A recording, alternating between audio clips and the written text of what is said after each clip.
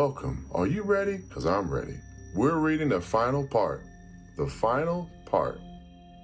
The Fall of the House of Usher. I'm excited. I hope you're excited. The Fall of the House of Usher, Part 3. I was visiting an old friend of mine, Roderick Usher, in his old stone house, his palace where a feeling of death hung on the air. I saw how fear was pressing on his heart and mind. Now his only sister, the Lady Madeline, had lied dead, and we had put her body in its resting place, in a room inside the cold walls of the palace, a damp, dark vault, a fearful place. As we looked upon her face, I saw that there was a strong likeness between the two. Indeed, said Usher, we were born on the same day, and the tie between us has always been strong. We did not long look down at her, for fear and wonder filled our hearts. There was still a little color in her face, and there seemed to be a smile on her lips. We closed the heavy iron door and returned to the rooms above, which were hardly less gloomy than the vault. And now a change came in the sickness of my friend's mind. He went from room to room with a hurried step. His face was, if possible, whiter and more ghastly than before, and the light in his eyes had gone. The trembling in his voice seemed to show the greatest fear. At times he sat looking at nothing for hours, as if listening to some sound I could not hear. I felt his condition, slowly but certainly gaining power over me. I felt that his wild ideas were becoming fixed in my own mind. As I was going to bed late in the night of the 7th or 8th day, after we placed the Lady Madeline within the vault, I experienced the full power of such feelings. Sleep did not come. While the hours passed, my mind fought against the nervousness. I tried to believe that much, if not all, of what I felt was due to the gloomy room, the dark wall coverings, which in a rising wind moved on the walls, but my efforts were useless. A trembling I could not stop filled my body, and fear without reason caught my heart. I sat up, looking into the darkness of my room, listening, I do not know why, to certain low sounds which came when the storm was quiet. A feeling of horror laid upon me like a heavy weight. I put on my clothes and began walking nervously around the room. I had been walking for a very short time when I heard a light step coming toward my door. I knew it was Usher. In a moment I saw him at my door, as usual very white, but there was a wild laugh in his eyes. Even so, I was glad to have his company. "And have you not seen it?" he said. He hurried to one of the windows and opened it to the storm. The force of the entering wind nearly lifted us from our feet. It was, indeed, a stormy but beautiful night, and wildly strange.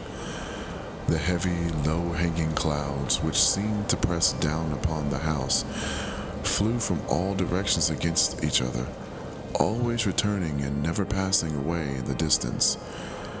With their great thickness they cut off all light from the moon and the stars. But we could see them because they were lighted from below by the air itself, which we could see rising from the dark lake and from the stones of the house itself. "You shall not look out at this," I said to Usher, as I led him from the window to a seat. "This appearance which surprises you so has been seen in other places too. Perhaps the lake is the cause. Let us close this window. The air is cold. Here is one of the stories you like best. I will read and you shall listen, and thus we will live through this fearful night together." The old book which I had picked up was one written by a fool for fools to read, and it was not, in truth, one that Usher liked. It was, however, the only one within easy reach. He seemed to listen quietly. Then I came to a part of the story in which a strong man full of wine, begins to break down a door, and the sound of the dry wood as it breaks can be heard through all the forest around him. Here I stopped, for it seemed to me from some very distant part of the house, sounds came to my ears like those of which I had been reading. It must have been the likeness that made me notice them, for the sounds themselves, with the storm still increasing, were nothing to stop or interest me. I continued the story and read how the man, now entering through the broken door, discovers a strange and terrible animal of the kind so often found in these old stories. He strikes it, and it falls, with such a cry that he has to close his ears with his hands.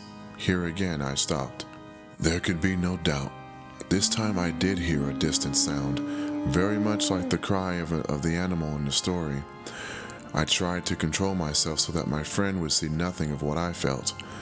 I was not certain that he had heard the sound, although he had clearly changed in some way. He had slowly moved his chair so that I could not see him well. I did see that his lips were moving, as if he were speaking to himself. His head had dropped forward, but I knew he was not asleep, for his eyes were open and he was moving his body from side to side. I began reading again, and quickly came to a part of the story where a heavy piece of iron falls on a stone floor with a ringing sound. These words had just passed my lips when I heard clearly, but from far away, a loud ringing sound, as if something of iron had indeed fallen heavily upon a stone floor, or as if an iron door had closed. I lost control of myself completely and jumped up from my chair. Usher still sat, moving a little from side to side. His eyes were turned to the floor. I rushed to his chair. As I placed my hand on his shoulder, I felt that his whole body was trembling. A sickly smile touched his lips. He spoke in a low, quick, and nervous voice, as if he did not know I was there. "Yes," he said, "I heard it. Many minutes, many hours, many days have I heard it, but I did not dare to speak. We have put her living in the vault. Did I not say that my senses were too strong? I heard her first movements many days ago, yet I did not dare to speak. And now, that story, but the sounds were hers. Oh, where shall I run? She is coming to ask why I put her there too soon. I hear her footsteps on the stairs. I hear the heavy beating of her heart." Here I jumped up and cried as if he were giving up his own soul. "I tell you, she now stands at the door!" The great door to which he was pointing now slowly opened. It was the work of the rushing wind, perhaps, but no. Outside that door shape did stand the tall figure in its grave clothes of the Lady Madeline of Usher. There was blood upon her white dress, and the signs of her terrible efforts to escape were upon every part of her thin form. For a moment she remained trembling at the door. Then, with a low cry, she fell heavily in upon her brother. In her pain as she died at last, she carried him down with her, down to the floor. He too was dead, killed by his own fear. I rushed from the room. I rushed from the house. I ran. The storm was around me in all its strength as I crossed the bridge. Suddenly a wild light moved along the ground at my feet, and I turned to see where it could have come from, for only the great house and its darkness were behind me. The light was that of the full moon, of a blood-red moon, which was now shining through that break in the front wall, that crack which I thought I had seen when I first saw the palace. Then only a little crack. It now widened as I watched. A strong wind came rushing over me. The whole face of the moon appeared.